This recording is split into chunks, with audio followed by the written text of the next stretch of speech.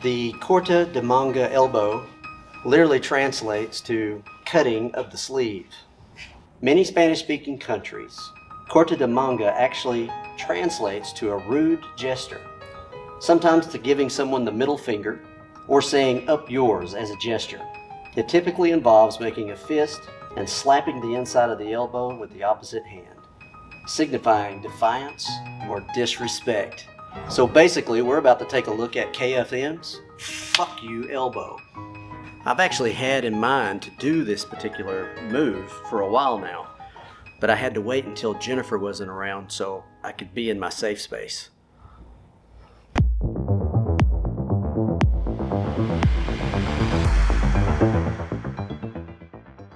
Alright guys, today we're going to be taking a look at the Corte De Manga Elbow.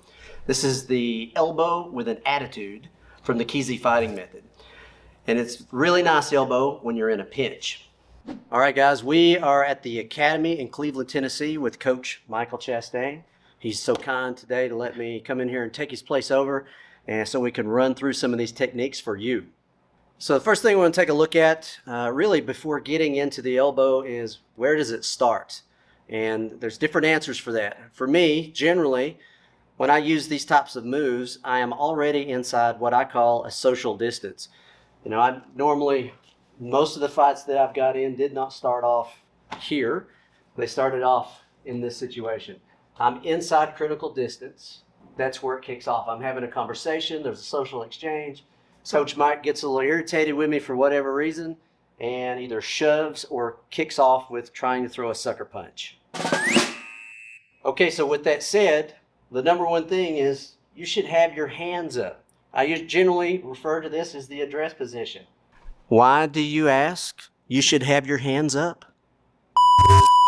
Now it's time for your public service announcement. Remember the last time you were out at the club with your mom and someone insulted her cooking and you had to step up and defend her honor, but you forgot to put your hands up? Yeah, now she just won't let you live it down, looking like a chump. So yeah, next time, get your hands up. Okay, so as we said, leading into this, which is probably one of the most important parts, have your hands up. And we refer to this as the address position, and it can be anything you want it to be.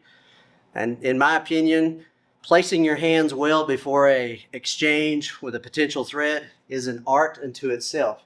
The main thing is have it online and have it ready. Your percentages of survival will go way up if you do.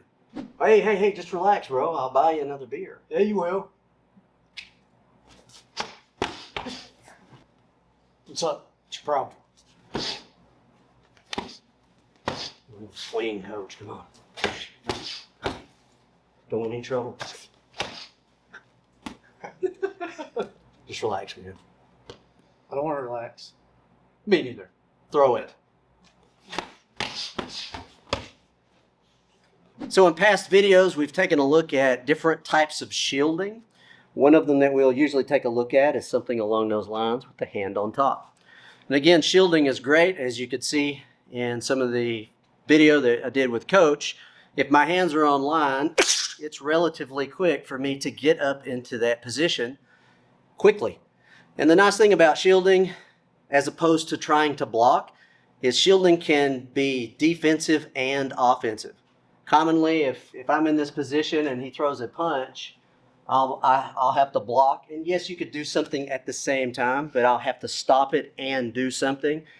If you're using different types of shield, it can be used right on the spot. The second they go, you can just go immediately into them. And it is a defensive idea and a weapon system. So based on that, what's different about this one is where it places the secondary hand. Generally, when we showed it previously, we're putting it on top. This one is placed either on the bicep or the shoulder, like that. That's where it gets its name, is the Fuck You Elbow. So one of the benefits to having the hands in this secondary position is if I bring it away from my head in order to make an attachment to the potential threat, I don't have to relocate the secondary hand. Yeah, I can reach out immediately and still stay behind some type of frame. So again, if we look at that situation we're talking about, if hands are up and I get an idea that there's something coming in, I would form that idea at that moment.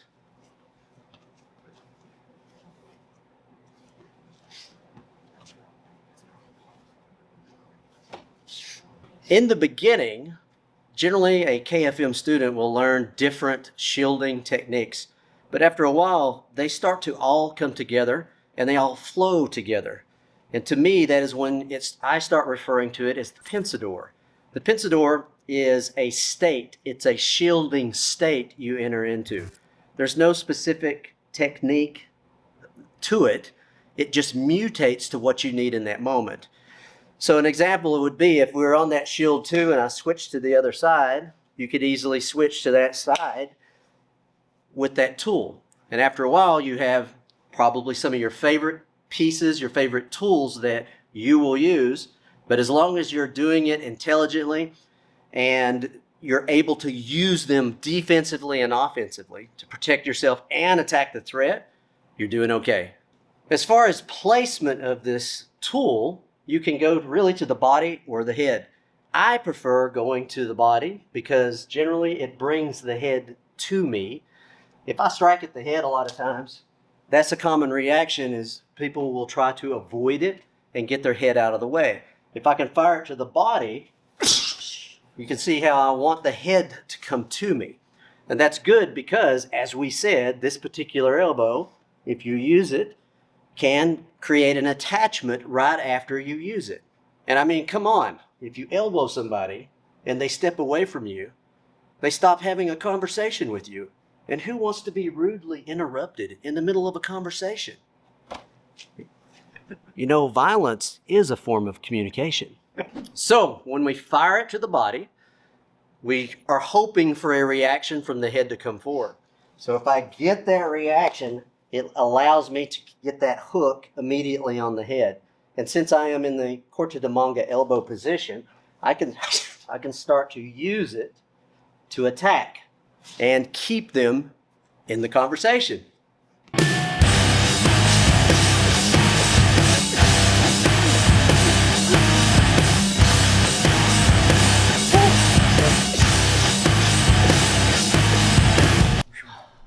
You know, they say you put the stuff on so you can go harder.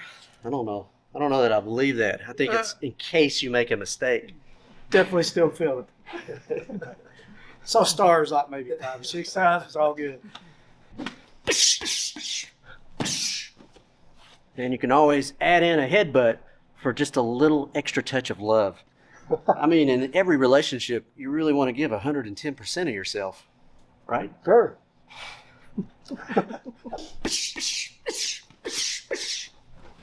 And the shoulder, just for a little cherry on top.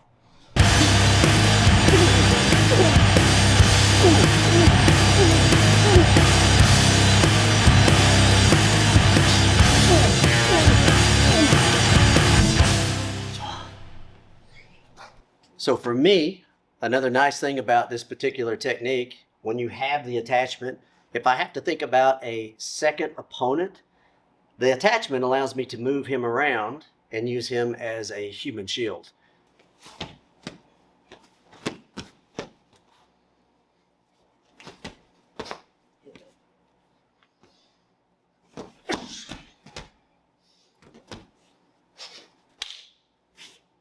So for me, there are two major areas of study. You have grappling and you have striking. Now, obviously, you can break those down to many more different categories, but the best way to teach someone nothing is to teach them too much. Keep it simple, stupid. Sure. And this is a nice technique in that it travels well between striking and grappling. You can make a pretty quick attachment in the middle of a flurry of elbows or shielding moves that you're doing.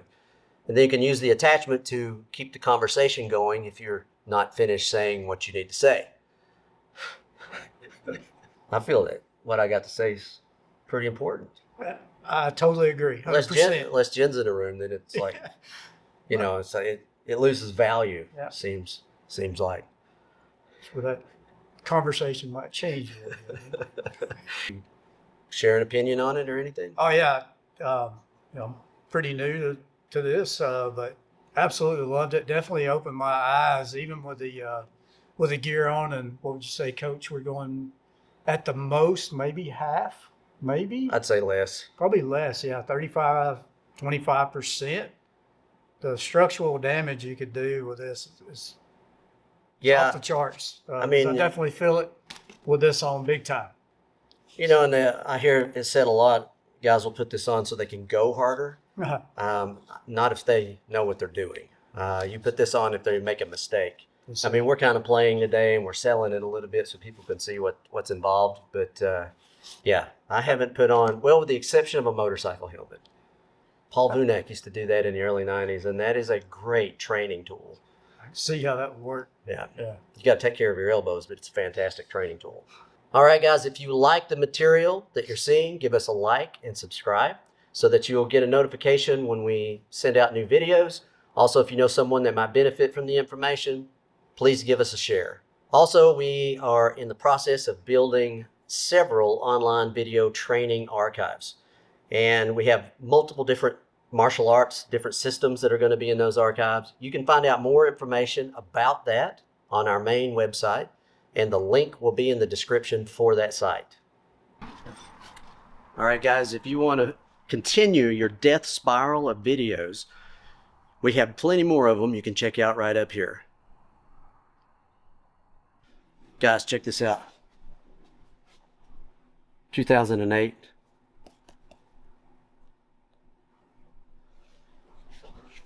Been doing that for a little while.